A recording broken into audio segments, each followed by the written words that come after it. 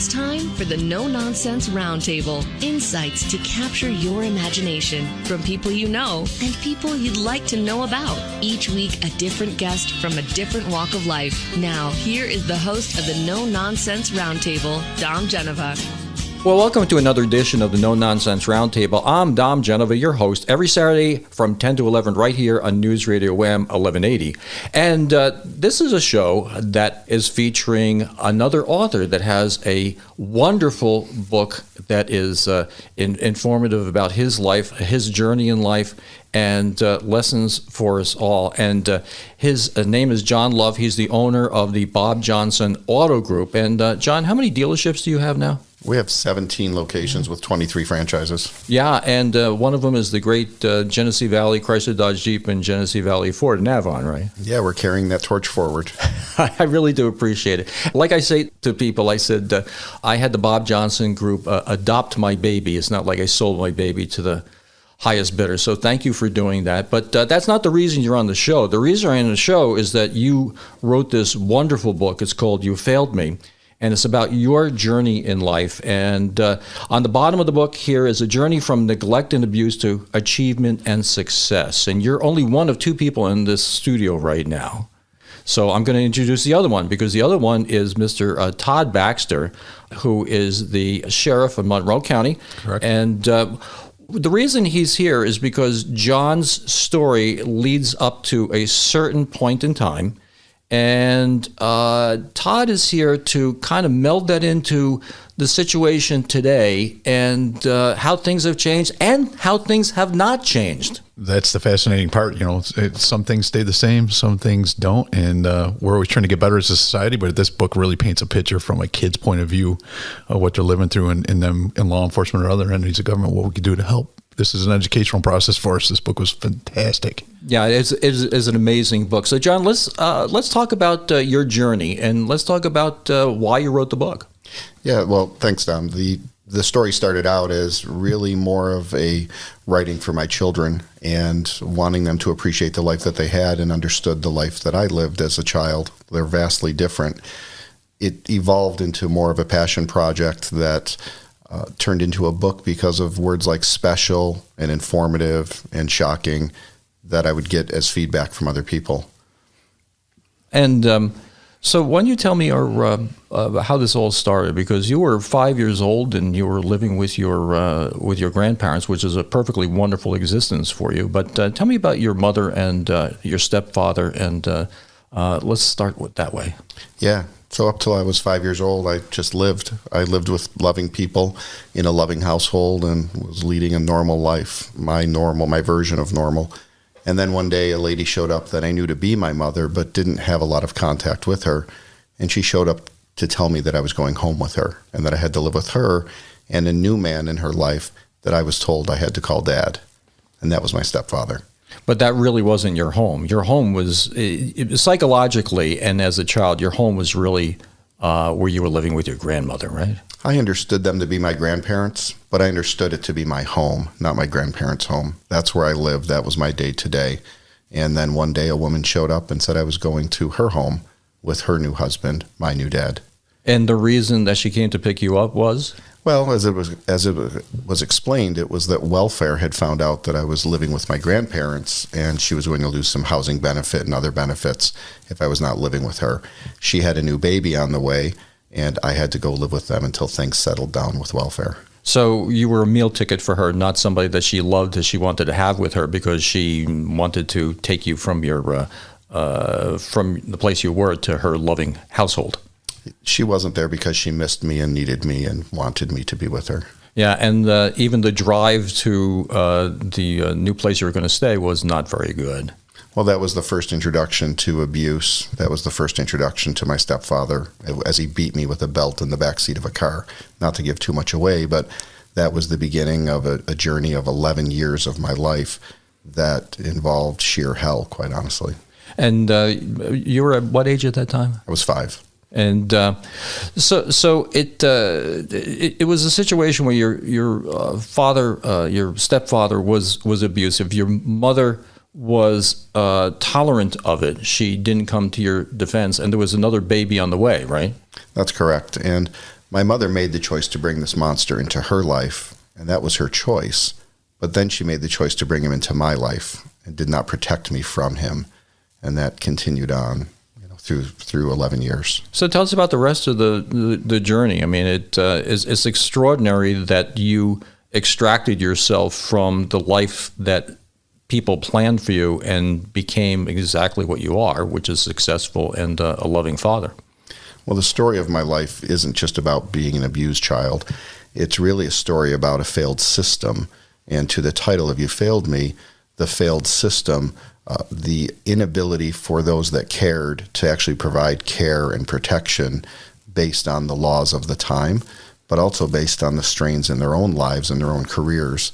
And that has to do with school, law enforcement, relatives, neighbors, a variety of people. But along my journey, there were really good people at different points in my life that engaged with me, a police officer, one teacher, one family friend, one employer, that really I give credit to and testimony to for saving my life. Well, one thing that you said is very important. It was failure of people, but also failure of the system, right? The system is only as good as it allows the people to be. And I think that's what we lose sight of, is that we have a lot of great laws. We have a lot of great policies and procedures, but they're restrictive, and those that work within the system can only do so much. And so when you were in school, I mean, what years were you like in middle school? The early to mid-'80s. Okay, early to mid-'80s. And things have, I guess the laws have progressed a lot since then, Todd, right? Yeah, I became a police officer in 1987, police in the same area that John was growing up in. It's changed dramatically. And domestic violence laws in New York State have changed 180 degrees, where it's a pro-arrest, primary aggressor training that we all go through, and then you will make an arrest and make a referral to some kind of service for the family members. And so, yeah, it's changed drastically as far as operationally, as far as the laws and as far as the regulations. But what I really pulled out of this book and what John just said is it also has to change the caregiver, or it has to change the police officer, it has to change the medical staff, as your book refers to, the teacher. They got to understand what the law is trying to accomplish and implement the law. You can have all the laws and policies and procedures you want, but it's really to the person that's implementing it. Well, one of the things you were talking about in the book is the incidence of being with a teacher who understood what your situation was, but also with a vice principal who at one time gave you two choices. Sure. So my story evolved from abuse and neglect to homelessness, and not homelessness for the family, homelessness for me, and not by choice. And so I went from being a good average student to a not good student, showing up late, missing class, missing school. And one day a vice principal told me that clearly education was not an important thing in my life, and I could either be expelled or withdraw myself from school and then return someday if education became important enough to follow through on. Well, what's extraordinary in that story is that somebody came to a conclusion without the evidence. There were no questions really asked at that point. Right. Somebody ostensibly sent, if you were at a company, they told you to resign or were going to fire you. Yeah, that's a good way to put it. But they didn't understand what the situation was. But the school teacher, she kind of understood, but she tried to help you, but there's only so much she could do, right? That's correct. And she was an angel, and she did help me as best she could. Okay.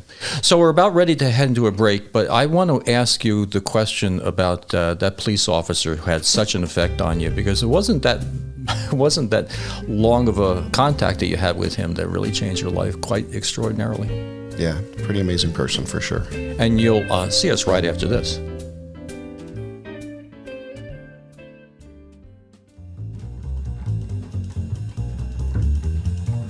Well, welcome back. You're listening to the No Nonsense Roundtable. I'm Dom Genova here with John Love, owner of the Bob Johnson Auto Group, who wrote a book, You Failed Me, which is a story of his life. And when you see John now and you see the success that he's had, you have no idea about what his upbringing was and the challenges he had to go through. And it's an outstanding book about, and I'll read right from the book, a journey from neglect and abuse to achievement and success.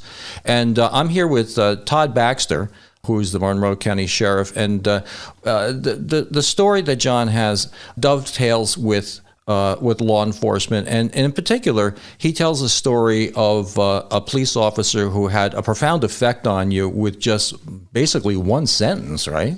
Yeah, very much so. So as a young child, having the police at our apartment was not a rare occurrence. It was a weekly and sometimes many times in a week occurrence. The domestic violence laws were different back then. My mother would never press charges, and if there was visible signs of abuse, then my stepfather would get arrested, but Mom would never show up the next day to the courts to actually follow through, so he'd end up released and they would kiss and make up. But in the times that the police were at our apartment, there was one officer. While they all did a great job and did what they could, there was one officer that stood out and to this day stands out in my memory as paying attention to me. And he was the guy that would sit me in the back of his police car while he did reports and ask me how I was, how's school, how's life, and tell me to be a good boy and keep doing good things. And then he would say something that has stuck with me. And it was, just because you live like this doesn't mean you have to be like them. And as a young child, I didn't understand it. And even though I heard it many, many times, it was like his closing statement when he would say goodbye to me. Remember, John, just because you live like this doesn't mean you have to be like them. And then he would leave and he'd be back again another day. As I got older, I started to really understand that, and that became a compelling and driving force in my mind when I had really tough times. And look at the effect he had on you just by paying that attention. And Todd, that's not something that's in the manual. I mean, that's not part of the job where they say, well, you got to save one kid a week and. Yeah, you get measured on other things as law enforcement officer. But if you think about, you join a police department or a firefighter or an EMT because you want to help, you want to save people. And then police officers go to these jobs, these horrific jobs, day after day after day, and this thing you become callous to the job. I'm going to go in here, especially when the laws of domestic violence changed. It was a pro arrest. Your stepfather probably would have spent a lot more time in the jail today than he did back then. But it's even more work on the cop. And that's what we can't forget, that we could be that one sounding board, that one voice that this kid could hear as we go to job after job after job, making these domestic. And we, your mother. I don't know how many times I dealt with people like your mother. Like, we just had this guy locked up. We just have him arrested. And there's so many reasons why she's not.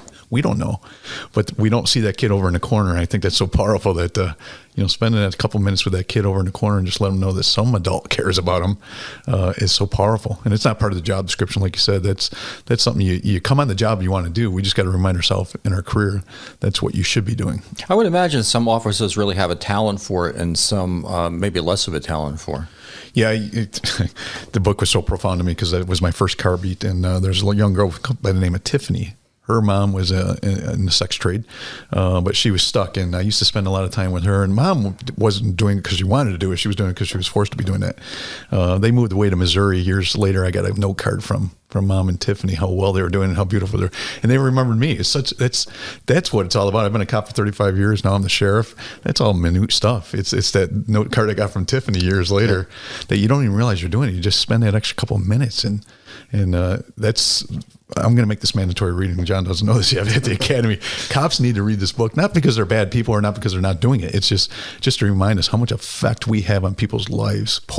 And just taking that extra minute. That's all. That's not a lot of investment. Well, one of the things that the book does in an extraordinary way is it opens your eyes to not only the story of abuse, but the story of poverty. Right. I mean, we live in these ponds where we don't see people in these other areas, these other ponds, I call them. But you do a really great job of explaining what an apartment is, what the food that you look for at the grocery store you can afford. I mean, all these things. It's a wonderful eye opener, John. Yeah, and I think that it's gotten worse since my time, because now we're in a day and age where there's large investment companies buying up apartment buildings in the city, splitting them up even more. They don't take care of them. They have multiple code violations, et cetera. They're absentee owners. Right. And so the living situation for the children is even worse. And I want to point something out. Adults make adult decisions. Children don't have that option. Mm-hmm. They're impacted by the decisions of the adults. And that's, I think, what we all lose sight of is, yes, people choose to live sometimes where they live and they've made bad choices in their life, but a child was just born into it. Well, another point you were making is that before somebody came over for a sleepover, they didn't know what your life was like, and Sure. So when you're at school and you're in a bad situation like that, you can put on an act, and people don't know. That's right. Yeah, and again, I try to bring things into the modern day. Today we have urban-suburban transfer, and there's a lot of young people that go to the suburbs for school that live in just desperate situations, and they don't have that connection, because if they did, it would be traumatic. Mine was, of having a child come to my house, friend. And then leave in the middle of the night, right? Yes, Says, I can't do this. That's incredible. Yeah, well, tell the story of that, about the friend that you had that was a friend until they... Yeah, we were good fifth grade friends, and it was nearing the end of the school year. And as kids would do, we would spend the weekends at each other's houses. And I spent the night at his home, which was in the Upper Monroe neighborhood, in a nice home. And when I was dropped off by his parents, my mother came out and said, "Well, Brian should come and stay at our house some weekend." And so the decision was made for the next weekend. So it was a week of what is going to happen. Friday came after school. He walked to my house. I kept him outside as long as I could playing. It became dark. We had to go in. Convinced him that we would eat in my bedroom, which wasn't much of a room. And at some point, he had to go to the bathroom, which was not going to be a good experience in my apartment.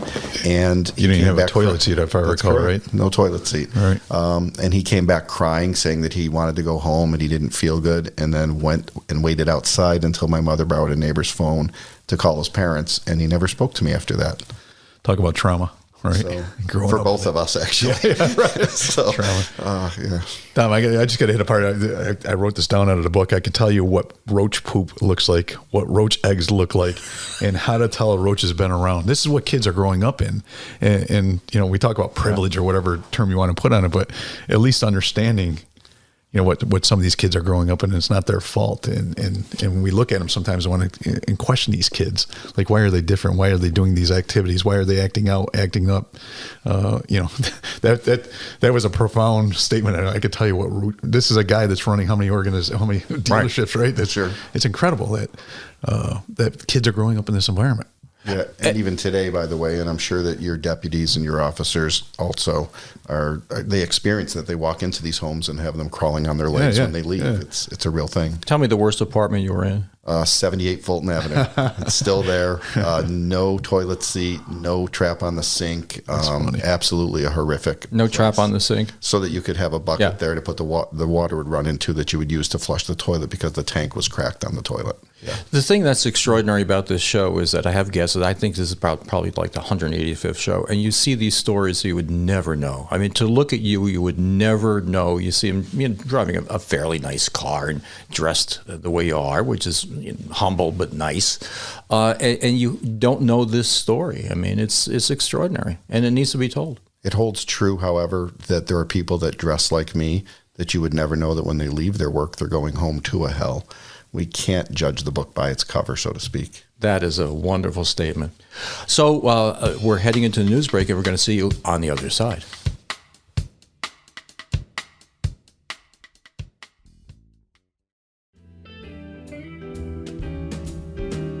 Well, welcome back. You're listening to the No Nonsense Roundtable. I'm Dom Genova, your host, along with John Love, who is author of a book called You Failed Me, A Journey from Neglect and Abuse to Achievement and Success. And talk about success, he is the owner of the Bob Johnson Auto Group, who bought my dealerships a couple of years ago, Genesee Valley Chrysler Dodge Jeep and Genesee Valley Ford. And anybody who listens to the show at the bottom of the hour knows I like to thank these good people for buying my dealerships. And so, hey, John, thank you. You're right there, and I really do appreciate it. You adopted my baby, and I'm proud of the fact that you take care of people. You've left it in good hands, Dom. Thanks. I appreciate that. And Todd Baxter, who's the Monroe County Sheriff, and we're talking about John's book. And John, you can get the book. There's a local place for you to get this book, right? You said Liftbridge Books in Brockport. Great people. They have it in stock there. It was actually their best seller last month, which is fantastic. I appreciate the support. That's great. It's also available on Amazon if you can't get to Brockport. It's available on Amazon Prime for 2-day delivery. But take the ride to Brockport. Great community and good small businesses there. It's really an outstanding book. I've had a couple of people read this, and it's informative, transformative. It tells a great story, and it's a good life lesson. One of the things we were talking about before the break, we were talking about poverty and the really bad situation that you were in with your housing, and but the bad apartment wasn't the worst of your bad housing. I mean, at one time you were homeless, which Sure. I like to tell people that the story is not of his family being homeless. It's a story of him being homeless, and that was at a very young age. Yeah, I was 15, 4 months shy of 16 when it happened, and I had come home from my part-time job at McDonald's on Lake Avenue, and my stepfather and mother were in the living room. I didn't really have much of an issue with abuse at that point because I was older, a little bit better as far as being able to defend myself and a little wiser on how to avoid Harold. That was my stepfather's name. But on this day I came home, and in my bedroom on the bed was an old shoebox that I kept things in, including a little bit of money. And the contents were spilled out on my bed, and the money was gone, other than some change. And I went into the living room and asked Harold where my money was, and he said nothing, and my mother said nothing. And I said, I want to know where it is, or I'm calling the police. And Harold got up off the couch and pushed me against the wall with this bony little elbow of his, Todd, just this little thing. Right. Pushed me against the wall and said, you're not doing an effing thing. And I shoved him backwards. I'm not even sure. It was just this moment of... I was so happy at that moment. Of confidence, right? Like, good. I shoved him back. He kind of stumbled over the coffee table onto the couch, and that was the end of it. My mother yelled, stop, stop, stop. And I went into the bedroom, and that was that. I fell asleep sometime during the middle of the night. He woke me up and kind of grabbed me and brought his face close to mine with his toothless mouth. The guy was just awful. But anyways, and told me that I was going to get the blank out of his house or I would never leave there again. And he said, do you understand? And I just stared at him, and he shook me a little bit. Do you understand? And I said, yes. And he walked out of the room. My brother was asleep in the bed next to me. I laid there for a little bit, and then I grabbed a little backpack that I had, and I threw some stuff in it, and I was out the door. And that was the beginning of a period of my life that wasn't homeless exclusively of not having a place to sleep. It was not knowing where you were going to sleep, whether it was a ramp garage, a friend's front porch, a cousin's house on the weekend. I get into some detail in the book that talks about the struggles of just finding a place to sleep. And when you're homeless, your number one priority is finding something to eat. Right. And then where are you going to sleep? We can't think about a week from now or a month from now or how we're going to find housing. It's how we're going to find shelter. And it's a very different thing. So you're literally living day to day. Absolutely. So one of the things I think you were saying in the book is that you didn't want to be put in foster care or a group home. Was it a group home or foster care or either? So or both? To me at the time, it was one and the same. There was always a fear you'd go to Hillside or St. Joseph's Villa. Those were the two names that you knew as a kid. And there was a fear that you'd end up in a group home and nothing good would come from that. Now, we know that that's not true, and those people do wonderful things for the children that are in need. But again, I have to put myself in a 15-year-old's mind, not a 53-year-old's mind. And at 15, the fear of the unknown was greater than the fear of the known. And the known was I knew that I could sleep in a warm place that night and figure it out tomorrow. And then tomorrow became the next day and the next day. Well, you had to be, I mean, talk about street smart. I mean, it's literally street smart. I mean, where are you going to stay? Where are you going to take a shower? How are you going to get food? Sure. Most of it I depended on my high school. I slept in that school many times in the attic. I tell a funny story about how I washed my clothes, which was to wear them in the shower at the school and soap them up and rinse them, and how they don't dry for many days in a locker with a closed door. So you figure things out on the fly. I wasn't smart when it happened, but I became smart as it was happening. Right. And the school really didn't give you a lot of support, right? They didn't, but in fairness, again, the 53-year-old version of John has to accept that I didn't tell people what was going on for the fear of intervention by foster care or something like that. So they could have and should have dug a little deeper. My grades slipped, my engagement slipped, my attendance slipped, yeah. But they didn't. And that was the failure part. Had they would have figured it out. It wasn't that difficult. Well, I have to mention something. I heard an interview you did on another station, and the superintendent of schools called up and thanked you for the book, but also said, well, what else do we need to do?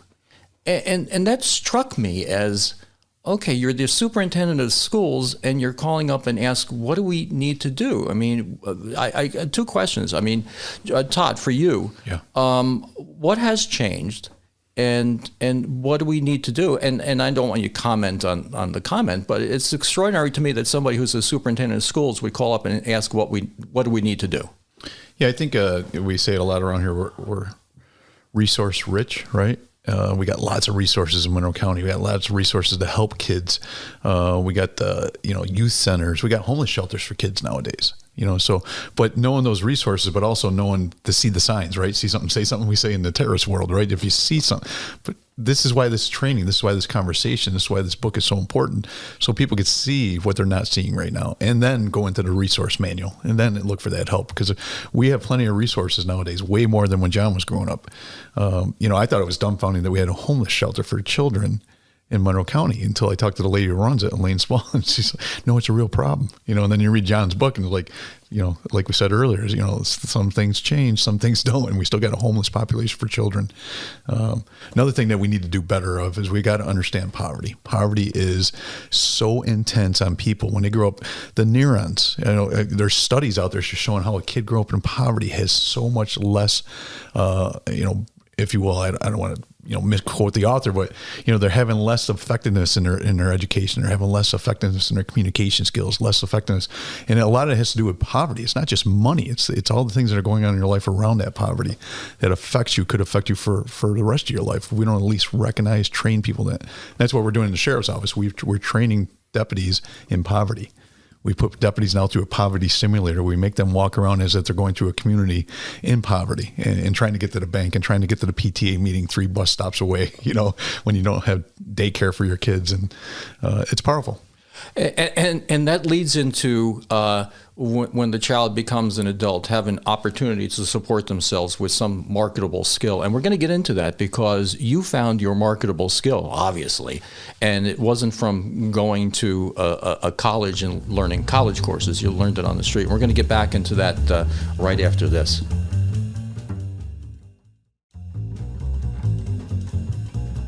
Well, welcome back. You're listening to the No Nonsense Roundtable. Today we're talking to John Love, who wrote this wonderful book, You Failed Me, A Journey from Neglect and Abuse to Achievement and Success. He is the owner of the Bob Johnson Auto Group, and we're here with Todd Baxter, the Monroe County Sheriff. And the story here goes across time and across demographics, and it's a story of John's life and how he got where he is today. And you were talking early in the show about a police officer who had a profound effect on you, but there was a car dealer that had a profound effect on you too, because you were looking for a job. Why don't you tell us that story? Sure. So I was suddenly no longer in school at the age of 16 and working 2 part-time jobs and needed to have a roof over my head. And an apartment was a couple $100 a month. And I had an old car that I was driving around, and one day saw an ad in the newspaper for what's called a lot attendant. And I answered the job, and it was to work at a dealership in Penfield, New York, basically straightening lines and washing cars. And I started with that and making a humble $3.35 an hour, I think it was. And right up the road, there was a new dealership opening up. It was a Mazda dealership. There was a gentleman, Roger Burdick, from Syracuse, New York, that was coming into the Rochester market. And I pulled in one day and asked if they were hiring. And Mr. Burdick said that they were, and asked what my skills were. And I said, I'm a detailer. I could clean cars. And he said, well, we need a detailer. So he hired me on the spot at $5 and change an hour. It was truly changing my life. And he spoke to me and said, well, what do you want to do when you are going along in your career? What's your career path? Because we like to know that. And I said, well, Mr. Burdick, I'm only here till I can be old enough to take the civil service exam because I'm going to be a cop. Mm-hmm. Now, I said that because of the police officer that made a difference in my life. and I admired him. And so I knew I was going to be a police officer. And Mr. Burdick said, well, that's a noble profession, but do me a favor, keep your eyes and ears open, and you might learn about the car business, and you might like that too, because you never know what will happen in life. And all these years later, after progressing with him in a variety of positions, I now have 1,400 employees that work for me, and am honored to have a number of dealerships and a little bit of success in this business, I guess you could say. I know you believe in God because of your story in your book, but do you believe in karma? I very much believe in karma. I am the guy that will stop and pick up a piece of trash in a parking lot that could be 4 rows away because I believe if I don't, something bad will happen. So I believe in karma, yes. Okay, well, here's the karma story from your book. There was a situation where somebody refused your application because you weren't dressed well enough, and it was a car dealer. And what happened with that car dealership? Well, eventually? Yeah, eventually we bought it. Such a great story. So you go in dressed as best as you can. You obviously have a great personality, and they're like, nah, we're not going to, I don't think so. And then eventually you own the place.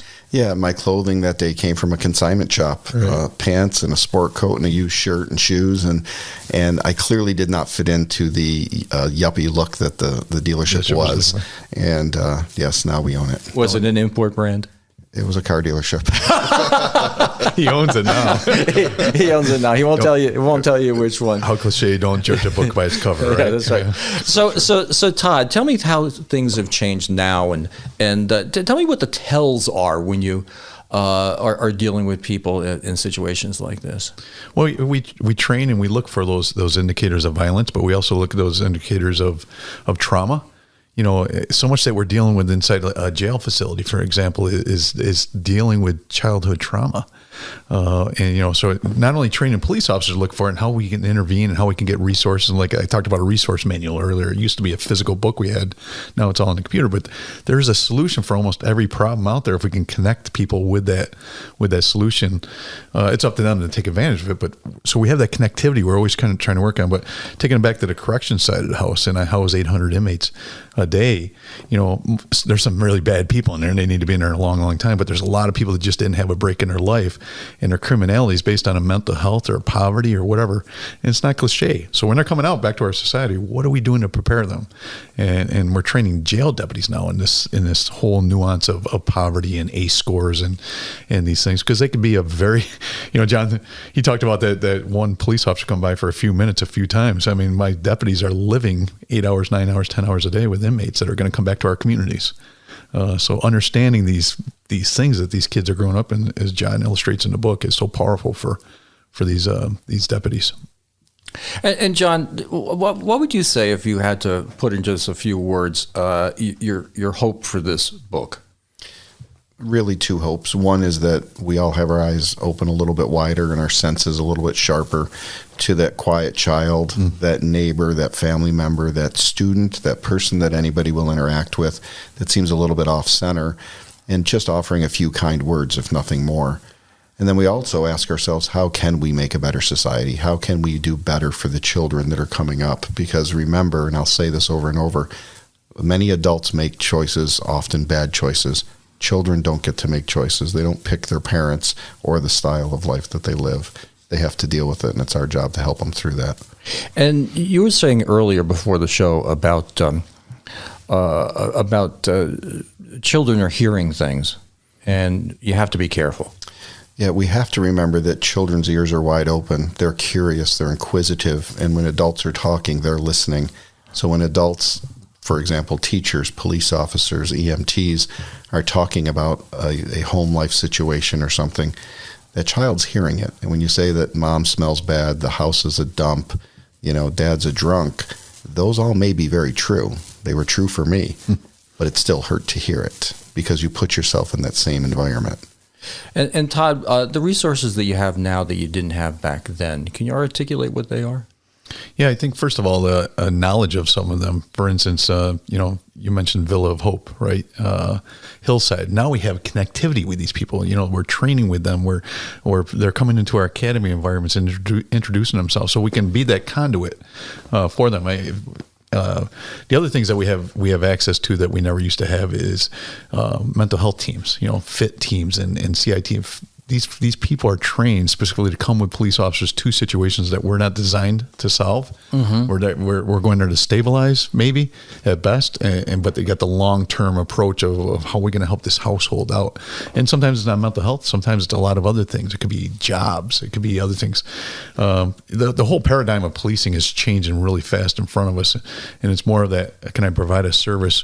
And what is the long-term solution? Why do I keep on coming back? John, I was at your house, not your house personally, but I've been to that house a million times for that same call over and over and over. And we did our job and we left. But now it's more of what's really going to happen here. I need to stop coming back here. If I do a little more extra effort and work now, maybe I can help out with this house and stop the calls for service coming in. So you're talking about root causes. Yeah, absolutely. Digging down. And again, it's not our job to figure that out. It's our job to stabilize, but it's now becoming imperative that we intervene in that house and we bring resources in that house to help out. John, last words? Last words. We all have to try harder to do better in our community, and don't forget the little ones. Beautiful. Todd? Yeah, I think we are one community. It doesn't matter if you're in poverty. It doesn't matter black, white. It doesn't matter police officer or not. I think we got to understand how much connectivity we have with each other. And this book illustrates it very well. And where 4 different people in his life helped him out so that he's so successful today, not only because of his work ethic, but people were there for him. Yeah, and what I see from this is a story of perseverance, too. I mean, you go around the mountain, through the mountain, blow the mountain up, do whatever you had to do to get from one side to the other, and you did that. But with great humility, and it's a wonderful story. Again, available at Liftbridge in Brockport. Yeah, Liftbridge Books in Brockport, great little place, and of course on Amazon for 2-day delivery if you can't make it to Brockport, but please go to Brockport. Well, thank you, gentlemen, for coming in today, and God bless you for doing this, John. It's a wonderful story, and everybody should have a copy of this book. Thanks, Tom. Thanks, Todd. Absolutely. Again, the name of John's book is You Failed Me. It's available at Liftbridge Books in Brockport or on Amazon. Beyond touching your heart, it will open your eyes. Please go to NoNonsenseRoundtable.com to find this show and share with your friends and family. If it's Saturday, it's the No Nonsense Roundtable. Thanks for listening. Well, thanks for watching this YouTube. If you liked it, please like and share.